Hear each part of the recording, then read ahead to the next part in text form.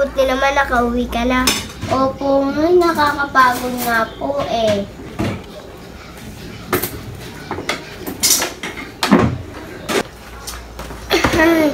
Totoo ba nag-abroad ka? Opo, Nay, bakit? O, kamusta naman sa Amerika? Okay naman po, Nay. Sige na, dadali na kita sa kwarto mo.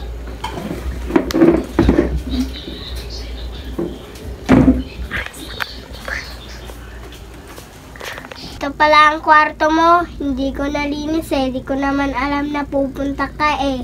Opo, Nay, ako na pong bahala. Tanong ko, Beverly, nag-abroad ka ba talaga? Kaya na naman tayo, Nay. Gusto mo, malaman mo ang totoo. Bastos kang bata ka. Oo, sa Batangas ako. Kumikita ako ng pera.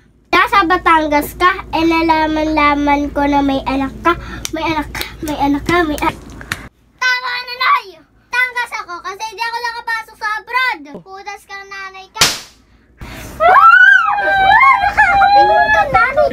Pala si Veronica ang gumaganap ng Beverly. Aliana Eloise nang gumaganap ng Nanay Belen. Salamat sa mga